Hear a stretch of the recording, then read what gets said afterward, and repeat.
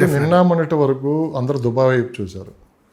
ఈ వార్ తర్వాత ఒక్కసారి పరిస్థితులు మొత్తం మారిపోయాయి. ఎక్కువ మంది తెలుగు వాళ్ళు కూడా అక్కడ ఇన్వెస్ట్ చేశారు బాగా, దుబాయ్ అటు ఆ ప్రాంతంలో. కానీ ఈసారి ఎందుకు మనసు మార్చుకున్నారు? యుద్ధం తర్వాత పరిస్థితులు అక్కడ కూడా అనుకూలంగా లేవు. అత్యంత సేఫెస్ట్ ప్లేస్ ఏదంటే మన సొంత ప్రాంతమే. రేపు అనే రోజు మనం మళ్ళీ వెనక్కి తిరిగి చూసుకుంటే మన ప్లేస్గా మన ఊరు మన ప్లేసే కనపడుతుంది తప్పించి వేరేది కనపడట్లేదు. కొంత మార్పు కూడా కనపడుతుంది. మళ్ళీ బ్యాక్ రావాలి, బ్యాక్ వచ్చి ఇన్వెస్ట్ చేసుకోవాలి, మన ప్రాంతాన్ని డెవలప్ చేసుకోవాలి, అందులో మనం కూడా డెవలప్ అవ్వాలనుకుంటే చాలామంది అనుకుంటున్నారు. సో దాన్ని మీరు ఎలా చూస్తారు? డెఫినెట్గా అన్న, ఒకటి ఇంతకుముందు ఏంటంటే దుబాయ్ అనేది సేఫెస్ట్ కంట్రీగా ఫీల్ అయ్యేవాళ్ళు, వరల్డ్లోనే సేఫెస్ట్. ఇంకోటి ఏంటంటే అక్కడ ఉన్న పోలీసింగ్ కానీ అక్కడ ఉన్నటువంటి ఈ డెవలప్మెంట్స్ ఇవన్నీ చూసి చాలామంది అక్కడ ఇన్వెస్ట్ చేయడానికి, ప్రపంచంలో ఉన్న చాలా మోస్ట్ ఆఫ్ ది వాళ్ళందరూ అక్కడ ఇన్వెస్ట్మెంట్ చేయడానికి ఇష్టపడేవాళ్ళు. మొన్న ఈ ఇష్యూతో ఏమైందంటే దుబాయ్ కూడా సేఫ్ కాదు ఈ ఇన్వెస్ట్మెంట్స్, కానీ హైదరాబాదే సేఫ్, ఇక్కడి నుంచి పోయి అక్కడ ఇన్వెస్ట్ చేయడం ఎందుకని అందరు హైదరాబాద్ వైపు చూడమన్నాడు. ఎందుకంటే దుబాయ్తో కంపేర్ చేస్తే మనకు సముద్రం తప్ప, సముద్రం లేదు మిగతా అన్నీ ఉన్నాయి మన దగ్గర. అక్కడ ఉన్నటువంటి హైరైజ్ బిల్డింగ్స్ అన్నీ వాళ్ళ హైదరాబాద్ హైయెస్ట్, ఇండియాలో Hyderabad highest high-rise construction buildings ఉన్నాయి మన దగ్గర. నెక్స్ట్ 2 years 1600 హైరైజ్లు రాబోతున్నాయి హైదరాబాద్కు. 1600 హైరైజ్లు అంటే ఆలోచించాలి. ఎటు చూసినా న్యూయార్క్ సిటీలా డెవలప్ అవుతుంది. న్యూయార్క్లో కూడా ఈ టైప్ ఆఫ్ బిల్డింగ్స్ లేవు, ఇన్ని లేవు, ప్రపంచంలో ఎక్కడ లేవు. హైదరాబాద్ అట్లా డెవలప్ అవబోతుంది. దట్టు హైదరాబాద్కు మణిహారమే ఔటర్ రింగ్ రోడ్. మనకు 5 to 15-20 minutes మనము ఎయిర్పోర్ట్కి కనెక్టివిటీ, ఇంటర్నేషనల్ ఎయిర్పోర్ట్ కనెక్టివిటీ వెళ్ళొచ్చు. దట్ మన సిటీలో ఏ 15 నిమిషాలు వెళ్ళినా అవుటర్ రింగ్ రోడ్ రీచ్ అవ్వచ్చు మనం. సో అటువంటి మణిహారం ఉన్నటువంటి హైదరాబాద్కు రీజనల్ రింగ్ రోడ్ కనెక్టివిటీ కూడా వస్తుంది. సో సిటీ మీద లోడ్ పడిన ప్రతిసారి ఒక హైవే కనెక్టివిటీ, ఒక రింగ్ రోడ్ కనెక్టివిటీ డెవలప్ చేస్తూ వస్తున్నాం మనం. సో ఇప్పుడు regional ring road connectivity, outer ring road connectivity మధ్యలో శాటిలైట్ టౌన్షిప్స్ పెరగడానికి ఛాన్స్ ఉన్నటువంటి ప్రాంతం కాబట్టి డెఫినెట్గా హైదరాబాద్ గ్రోయింగ్ అనేది ఎవడో ఆపలేడు. సో దుబాయ్ ఇన్వెస్ట్మెంట్స్ కానీ, ఫారెన్ ఇన్వెస్ట్మెంట్స్ కానీ నాట్ ఓన్లీ దుబాయ్ అండి, నేను దుబాయ్ ఒకటే అని చెప్పట్లేదు. యుఎస్ తీసుకున్నా కానీ, యూకే కానీ ప్రాంతం నుంచి ఏంటంటే చాలామంది 40% పీపుల్ మళ్ళీ వెనక్కి వచ్చేయాలని చూస్తున్నారు. మనకి జరుగుతున్న పరిణామాలు, ప్రభుత్వ చర్యల వల్ల కావచ్చు, ఏదైనా మనకి అంత సేఫ్ కాదు. మనం చూస్తూనే ఉన్నాం, యూఎస్ నుంచి వచ్చిన వాళ్ళు మళ్ళీ వెనక్కి వెళ్ళడానికి ఎంత ఇబ్బంది పడుతున్నారు. వన్స్ అక్కడికి వెళ్తే మళ్ళీ స్ట్రక్ అయిపోతున్నాం, అక్కడ ఉంటేనేమో అక్కడే స్ట్రక్ అయిపోతున్నాం, మళ్ళీ కేసులు అవుతున్నాయి రకరకాల. ఇదంతా ఎందుకులే అని చెప్పి చాలామంది మనసు మార్చుకుంటున్నారు. వాళ్ళంతా మళ్ళీ బ్యాక్ వచ్చేస్తే ఇప్పుడు మనం చూస్తే గోల్డ్ విషయంలో కొన్ని అప్ అండ్ డౌన్స్ ఇవన్నీ కనపడుతున్నాయి. ఏదైనా ఇన్వెస్ట్ చేయాలనుకుంటే మనకు ఒకటైతే కనపడుతుంది, ఏంటంటే ల్యాండ్. ఇప్పటికీ హైదరాబాదు ఏదన్నా గ్లోబల్ వైజ్ చూసుకున్నా కానీ హైదరాబాద్ అనేది చాలా సేఫెస్ట్ ప్లేస్ ఇన్వెస్ట్మెంట్కి అని చెప్పి కూడా వినిపిస్తుంది అన్నమాట. మరి ఇంతమంది బ్యాక్ వస్తారు కదా, రేపు రియల్ ఎస్టేట్కి ఏమైనా బెనిఫిట్ అయ్యే అవకాశం ఉంది? డెఫినెట్గా అవుతుంది. హైదరాబాద్ మార్కెట్ ఆల్రెడీ వాళ్ళ హైరైజ్లో ఇన్వెస్ట్ చేసేది 40 to 50% అంతా కూడా ఎన్ఆర్ఐసి. బ్యాక్ టు హోమ్ వచ్చినప్పుడు డెఫినెట్గా హైదరాబాద్ కోసం మంచి కమ్యూనిటీలో ఉండాలి, మంచి ప్లేస్లో ఉండాలని ఇన్వెస్ట్ చేసే వాళ్ళు చాలామంది ఉన్నారు. ఇవాళ మీరు కోకాపేట, మోకిల, జన్వాడ, పొద్దుటూరు మీ ఈ ప్రాంతం నుంచి మొదలు పెడితే అప్ టు మనకు శంషాబాద్ వరకు ఉన్నటువంటి రాజేంద్ర నగర్ ఈ ప్రాంతంలో కూడా కన్స్ట్రక్షన్స్ అవుతున్నాయి. అంటే డెఫినెట్గా ఎన్ఆర్ఐ ఇన్వెస్ట్మెంట్ 50% ఉన్నాయి, లోకల్ ఇన్వెస్ట్మెంట్ 50% ఉన్నాయి. సో దీనివల్లనే హైదరాబాద్ మార్కెట్ రోజు గ్రో అవుతుంది తప్ప, లేకపోతే ఇక్కడ లోకల్ మార్కెట్ మీద డిపెండ్ అయ్యి ఏం లేదు. గ్లోబల్ మార్కెట్ హైదరాబాద్ మార్కెట్ ఇవాళ. సో గ్లోబల్గా అందరినీ ఆకర్షిస్తుంది, అందరి ఇన్వెస్ట్మెంట్ తీసుకొచ్చి ఇక్కడ గ్రో అవుతున్నటువంటి సిటీ ఇది. సో రియల్ ఎస్టేట్ అనేది ఎప్పుడు కూడా కొంత స్టాగ్నిటీ ఉంటుంది, తర్వాత మళ్ళీ గ్రో అవుతుంది, మళ్ళీ స్టాగ్నిటీ వస్తుంది. ఇది అప్స్ అండ్ డౌన్స్ అనేది ఏ బిజినెస్లోనే ఉంటాయి. రియల్ ఎస్టేట్కి ఏం కొత్త కాదు ఈ అప్ అండ్ డౌన్స్, వస్తుంటుంది పోతుంటుంది. కానీ మార్కెట్ పడిపోయిందని రియల్ ఎస్టేట్ ఏం కొలాప్స్ అయిపోదు. మార్కెట్ రాగానే ఒకేసారి లేచి పడిపోయింది అని చెప్పడానికి కూడా ఏం లేదు. Ups and downs real estate ఎప్పుడు చూస్తుంటుంది, నడుస్తుంటుంది, ఎప్పుడు ఆన్ గోయింగ్ మార్కెట్ ఇది. కాకపోతే ఏంటంటే కొంచెం ప్రైస్ స్ట్రెచ్చింగ్ జరుగుతుంటుంది ఎప్పుడు కూడా. కొంచెం ప్రైస్ పెరిగినప్పుడు కొంచెం మార్కెట్ స్లో అవుతుంటుంది, కొంచెం ప్రైస్ తగ్గినప్పుడు కొంచెం మార్కెట్ స్పీడ్ అవుతుంటుంది. ఇటువంటి రిసిషన్లు ఉన్నప్పుడు కొంచెం మార్కెట్ స్లో అవుతుంది, తర్వాత మళ్ళీ పుంజుకుంటుంది. డెఫినెట్గా అప్ అండ్ డౌన్స్ అనేది రియల్ ఎస్టేట్ మార్కెట్ ఉంటుంది, వేరే అదర్ మార్కెట్లో కూడా ఉంటుంది. కాకపోతే రియల్ ఎస్టేట్ని ప్రతిసారి కంపారిటివ్గా చూస్తారు మార్కెట్ అంతా కూడా, ఎందుకంటే ఇది పెద్ద మార్కెటింగ్ వ్యవస్థ కాబట్టి రియల్ ఎస్టేట్ని కొంత పెద్ద మొత్తంలో అబ్జర్వేషన్ ఉంటుంది ఎప్పుడు కూడా మార్కెట్లో. సో డెఫినెట్గా మార్కెట్ గ్రో అవడానికి మార్కెట్ ఓవరాల్గా కాస్త డల్గా ఉన్న మాట అయితే వాస్తవమే. డెఫినెట్గా అన్ని రంగాల మీద ఈ ప్రభావం చూపిస్తుంది. ఎందుకంటే ఒక రియల్ ఎస్టేట్ రంగం మీద కొన్ని వందల పరిశ్రమలు కావచ్చు, కొన్ని ఇవన్నీ ఆధారపడి ఉంటాయి. ఒక రియల్ ఎస్టేట్ నడిస్తే అన్న పెట్రోల్, డీజిల్, మొత్తం ఇంకా ఎలక్ట్రానిక్స్ ఎవ్రీథింగ్ నడుస్తుంది. ఒక అపార్ట్మెంట్ కట్టితే మనం దానికి ఏమేం కావాలంటే మనకి మన కళ్ళ ముందే iron, cement, petrol, diesel, generator వాడతాం. ఎవ్రీథింగ్ 400 ప్లస్ ఐటమ్స్ వాడతాం మనం. దాని మీద ఒక 400 కంపెనీస్ డిపెండ్ అయినాయి అంటే ఎంత ప్రొడక్షన్ ఉంటుంది మార్కెట్ మీద, ఎంత ఎకానమీ గ్రో అయి ఉంటుంది.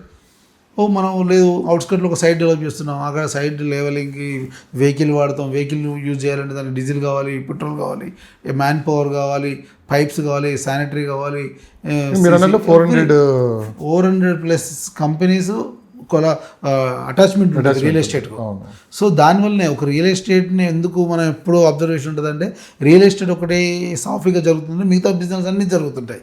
ఇవాళ మీరు ఏ కార్ షోరూమ్కి వెళ్ళి చూడండి మార్కెట్ ఎట్లా ఉందో, స్లో అయిపోయింది, సేల్స్ కూడా స్లో అయిపోయినాయి. ఇవాళ ఈ ప్రతిదీ మనం ఇది అని చెప్పలేము. ఒక ఫుడ్ ఇండస్ట్రీ తప్ప మిగతా అన్ని ఇండస్ట్రీస్ స్లోగా నడుస్తుంది. అది కూడా దీని మీద ఆధారపడింది అంతే కదా, అది కూడా స్లో అయిపోయింది. ఇక్కడ డబ్బులు బాగా వస్తున్నాయి అనుకోండి, అక్కడికి వెళ్ళి మనం కొంచెం లగ్జరీగా ఉంటాం, ఇంకో లగ్జరీ కొంచెం డబ్బులు తక్కువ వస్తున్నాయి అనుకో. ఇప్పుడు మార్కెట్ డల్గా ఉంది సార్, డబ్బులు సరిగ్గా చేతులు తిరగట్లేదు. ఏం చేస్తాం, కాకా హోటల్కి వెళ్తాం. డెఫినెట్గా రొటేషన్ ఉన్నప్పుడు తిరుగుంటుంది. రొటేషన్లో ఎప్పుడు మార్కెట్ ట్రెండ్ మారుతుంది. ఎప్పుడు కూడా ట్రెండ్ ఏదో విధంగా మారుతూ చేంజ్ అవుతూ పోతూనే ఉంటుంది. ఏంటి అంత నమ్మకం మీకు మార్కెట్ మళ్ళీ పుంజుకుంటుంది అని? అంటే ఇది మనం ఇప్పుడే కాదు కదా, 2000 నుంచి చూస్తున్నాం మనము. 2000 అవుటర్ రింగ్ రోడ్ వచ్చినప్పుడు మార్కెట్ చాలా స్వింగ్గా నడిచింది. 2009 వరకు మార్కెట్ బాగుంది. 2009లో స్టార్ట్ అయినటువంటి తెలంగాణ ఉద్యమం 2014 వరకు కొద్దిగా స్టాగ్నెంట్ మార్కెట్ నడిచిన బాగా సేల్స్ అయినాయి. అట్లే కాదు, మళ్ళీ 2014 నుంచి 2022 election before election 6-7 months 9 months ముందు వరకు కూడా మార్కెట్ బాగానే ఉంది. బిఫోర్ ఎలక్షన్ ఒక 1 year ముందు నుంచి అనుకుంటా మార్కెట్ కొద్దిగా స్లో వచ్చింది. బిఫోర్ ఎలక్షన్ 6 months ముందు నుంచి మార్కెట్ స్టాగ్నెట్కి వచ్చేసింది. ఆ తర్వాత వచ్చినటువంటి ఏఐ టెక్నాలజీ కానీ, ఈ యుద్ధాలు కానీ, తర్వాత వచ్చినటువంటి ఎకానమీ రెసిషన్ వల్ల మార్కెట్ కొద్దిగా స్తబ్దత వచ్చిన మాట వాస్తవం. సో ఫైనల్గా మీరు సెలెక్ట్ చేసుకున్న ప్రాజెక్టు షాద్ నగర్లో, సో ఎలా ఉండబోతుంది అది అనే విషయం మీరు మొత్తం చెప్పారు.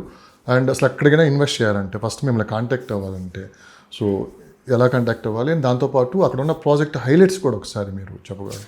షాద్ నగర్ ఏంటి అసలు ఫస్ట్ ప్రాజెక్ట్ కంపెనీ ఏంటి, ఎలా స్టార్ట్ అయింది, ఆ గుడ్ విల్ ఏంటి, కంపెనీకి ఉన్న గుడ్ విల్ ఏంటి, మీరు ఎలా చేయబోతున్నారు? Shri Padmavathi estates company name అన్న. మనము షాద్ నగర్ టౌన్లో లాంచ్ చేసిన ప్రాజెక్ట్ నేమ్ వచ్చేసి మిడ్ టౌన్. ఎందుకంటే టౌన్ వచ్చేసి మిడిల్ టౌన్లో ఉంటుంది ప్రాజెక్ట్ కాబట్టి దానికి మిడ్ టౌన్ అని పేరు. ఎంత డిస్టెన్స్ ఉంటుంది? బస్ స్టాండ్కు 2 minutes జర్నీ అన్న, అంతే. హైవేకు 200 meters, సరౌండింగ్ మొత్తం టౌనే ఉంటుంది, మధ్యలో ప్రాజెక్ట్ ఉంటుంది. మున్సిపల్ లిమిట్స్లో HMD విత్ రేరా అప్రూవ్డ్తో గేటెడ్ కమ్యూనిటీ డెవలప్మెంట్తో లాంచ్ చేసిన ప్రాజెక్ట్ అది. Sri Padmavathi estates by mid town project. Town మధ్యలో ఉంటుంది, 16.5 ఎకరాల ఎక్స్టెండ్ అది. ఇంకో 10 acres ఎక్స్టెండ్ అవ్వడానికి ఛాన్స్ ఉన్నటువంటి ప్రాజెక్టు. దాంతోపాటు మాస్టర్ ప్లాన్ ప్రకారము 100 feet రోడ్ కనెక్టివిటీ ఉన్నటువంటి మన ప్రాజెక్టు. మనం 100 feet రోడ్ కూడా డెవలప్ చేస్తున్నాము. దాంతోపాటు ఒకవైపు 60 feet రోడ్ కనెక్టివిటీ, ఒకవైపు 40 feet రోడ్ కనెక్టివిటీ ఉంటుంది. మధ్యలో మిడిల్లో వచ్చేసి 100 feet రోడ్ కనెక్టివిటీ ఉన్న ప్రాజెక్టు. దీంట్లో మనము స్పెసిఫిక్గా 3 ఎంట్రన్స్ ఆర్చ్ ప్రొవైడ్ చేస్తున్నాము. దాంతోపాటు సెక్యూరిటీ, సీసీ కెమెరాలు, underground electricity, drainage, rain harvesting, STPలు, avenue plantation, club house, gardens, everything HMDA ప్రకారం ఉన్నటువంటి 12 amenities అన్నీ ప్రొవైడ్ చేస్తున్నాం.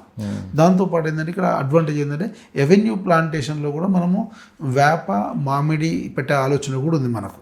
ఎవెన్యూ ప్లాంటేషన్లో ఏవో వేరే యూకలిప్టస్ లాంటి ప్లాంటేషన్ పెట్టి మళ్ళీ కొట్టేయడం కాకుండా ఫ్రూట్ ప్లాంటేషన్, గ్రీనరీ ప్లాంటేషన్ పెట్టి మంచి బ్యూటీ చేద్దాం ప్రాజెక్ట్ని. గేటెడ్ కమ్యూనిటీ విల్లా కాన్సెప్ట్ ఓరియంట్లో చేసిన ప్రాజెక్టులు. ఇక్కడ సైజులు అన్నీ కూడా 183, 200 అండ్ కమర్షియల్ వచ్చేసరికి మినిమం 500 నుంచి 1660 వరకు ఉన్నటువంటి ప్రాజెక్ట్ ఇది. 100 feet రోడ్ ఫేసింగ్ అయితే మిగతా అంతా కూడా మనకు 200, 183 square yards ఉన్న ప్లాట్లు. చుట్టూ బౌండరీ వాల్ కంప్లీట్ చేసేసాము. అండర్గ్రౌండ్ ఎలక్ట్రిసిటీ పైప్ లైన్ వేసేసాము, డ్రైనేజ్ పైప్ లైన్ వేసాము, ట్యాప్ కనెక్షన్స్ ఇచ్చేసాము. ఆల్రెడీ రోడ్ ఫార్మేషన్లు అయిపోయినాయి.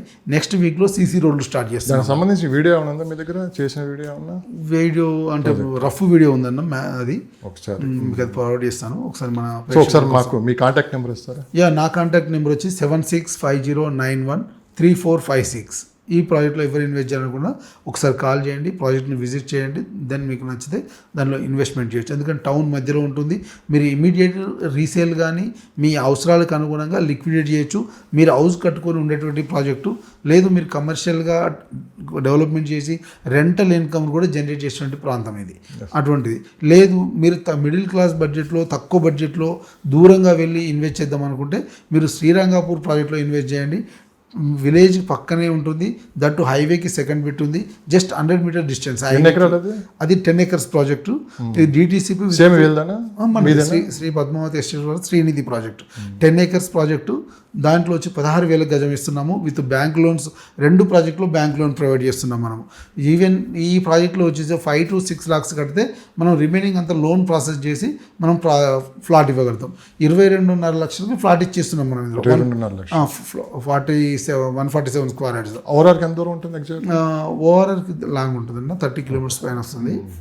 మనకు షాద్ నగర్ టౌన్కి అయితే 10 kilometers వస్తుంది, మొగిలిగిద్దకి అయితే 4 kilometers వస్తుంది, కుందూరుకు మన టౌన్ మన వెంచర్ నుంచి కుందూరుకు 4 kilometers ఉంటుంది. 2 మొగిలిగిద్దకు కుందూరుకు మిడిల్లో ఉన్నటువంటి ప్రాజెక్ట్ ఇది. డెఫినెట్గా మంచి ఇన్వెస్ట్మెంట్ అవుతుంది. ఎందుకంటే పరిగి రోడ్ ఇప్పుడు 150 feet రోడ్గా ఎక్స్టెండ్ అవుతుంది.